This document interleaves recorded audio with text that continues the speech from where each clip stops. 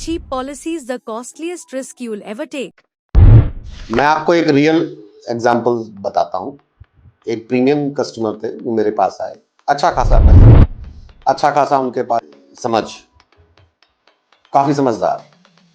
लेकिन जब insurance policy ली, किसी एक रैंडम टेलीकॉलर ने उनको कॉल किया और उससे उन्होंने पॉलिसी ले ली।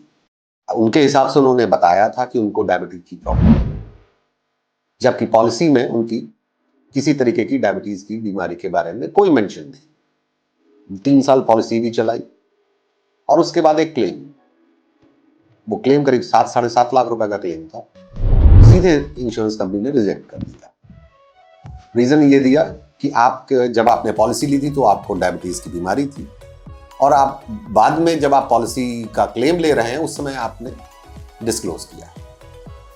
जो भी रीजन रहा हो, उनका क्लेम रिजेक्ट हुआ। मुझे जो समझ में आया और जो मैंने उनसे बात करके पता लगाया कि उसकी पॉलिसी सस्ती आ रही थी। उन्होंने नेट पे भी चेक किया था और बाकी 1-2 लोगों से बात भी करी थी। उसकी पॉलिसी जो थी वो 5 से 10% सस्ती थी। वो सस्ती पॉलिसी इसलिए थी क्योंकि अगर वो अपने डायग्नोस, जो भी उनको डायबिटीज की बीमारी थी, उसको अगर डिस्क्लोज करते तो कुछ कंपनियां उस पर लोडिंग लगाती और कुछ कंपनियां फ्रेश पॉलिसी को विदाउट एनी लोडिंग के वेटिंग पीरियड के साथ में कवर करती है। तो 5 से 10% सस्ती पॉलिसी के चक्कर में उन्होंने अपने 7.5 लाख के क्लेम को रिजेक्ट करवा लिया। मैं आलोक दीक्षित हूँ और मैं उन्हीं फैमिलीज के साथ में इंश्योरेंस का डिस्कशन पसंद करता हूँ, जो या तो इंश्योरेंस की इंपॉर्टेंस जानते हैं, या जब उनके लिए कस्टमाइज कवरेज जब हम डिजाइन करते हैं तो उस समय मनी कंस्ट्रेंट हमारे लिए नहीं पैदा करते हैं।